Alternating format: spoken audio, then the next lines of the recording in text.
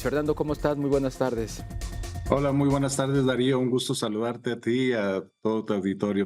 Fíjate que no había escuchado tanto esta propuesta en medio de todo lo que se está diciendo en torno a esta crisis de sequía y estrés hídrico, que se construyeran más presas. Algo tan sencillo, ¿verdad? Pero a la vez tan complicado, porque ¿cuánto tiempo nos llevaría tener esas presas y cuánto nos costaría como país?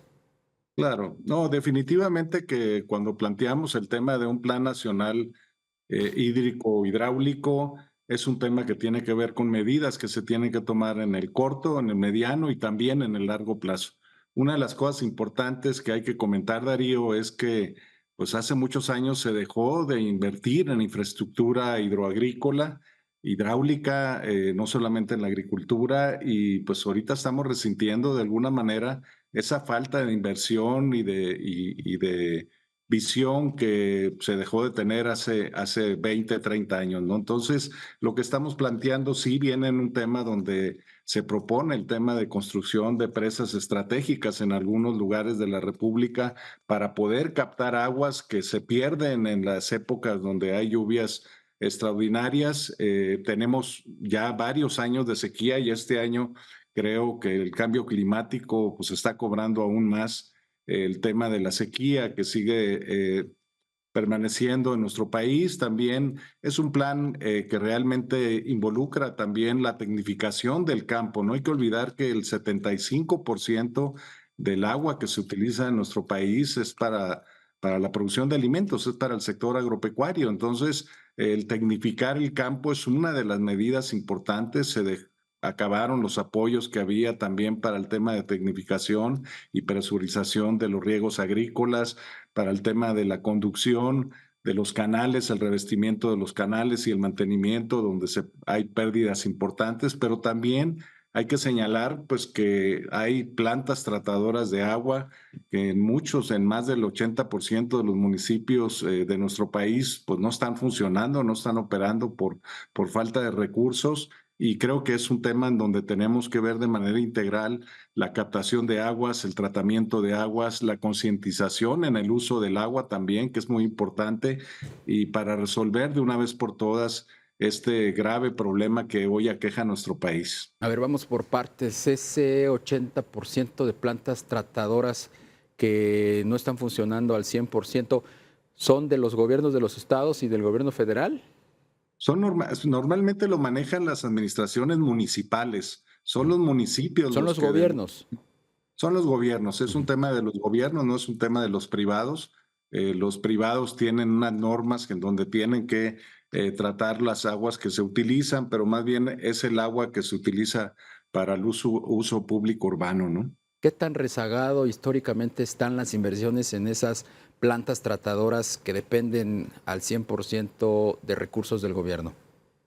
Pues el problema, si te digo que más del 80% de las plantas no están operando, es un tema que tiene que ver con recursos económicos, es un tema que tiene que ver con que no se está logrando el recuperar el costo del agua en los servicios públicos que se tienen, y pues de ahí los rezagos que se tienen en materia de tratamiento de aguas, siendo un problema que podríamos decir que hoy en día pues el riesgo que se tiene a nivel nacional. Hoy en día, Darío, más del 80% de los municipios que están en nuestro país se encuentran con alguna condición de sequía, unos más, otros menos, pero realmente es un tema que ya no puede esperar más tiempo y que se tiene que atender fuera de los tiempos electorales y fuera de las elecciones que hoy en día estamos viviendo este año en nuestro país, ¿no? Ahora, ¿cómo estamos en materia de presas? ¿Cuándo se construyó la última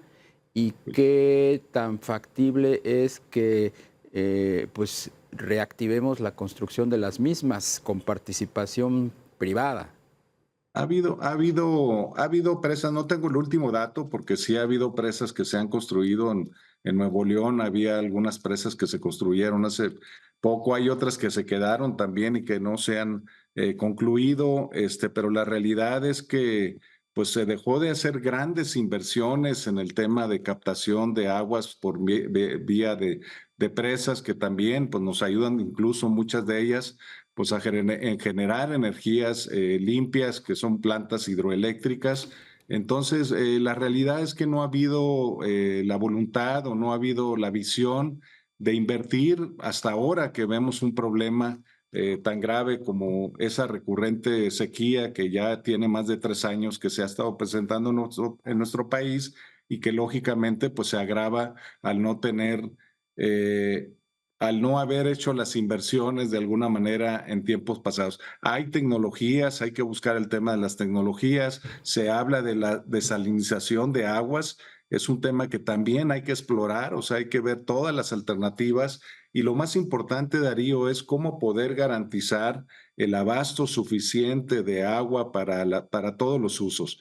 Primeramente, y esa es la prioridad que establece la Constitución, para el uso humano, para el consumo humano.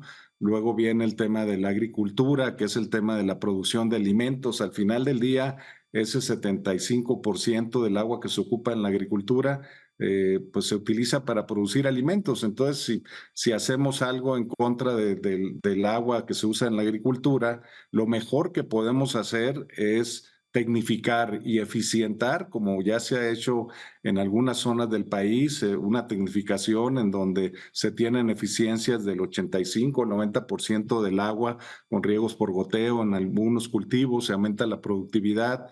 Hay que pensar en la reconversión productiva de cultivos que sean más competitivos y más eficientes en el uso del agua. Incluso hay variedades de cultivos que son resistentes al tema de la sequía y que pues también tenemos que ver la manera de explorar todas las alternativas para garantizar el abasto de agua para todos, ¿no? Ahora todo este compendio de planteamientos y preocupaciones que tiene el Consejo Nacional Agropecuario ya fueron entregados en un documento a las candidatas y al candidato a la presidencia.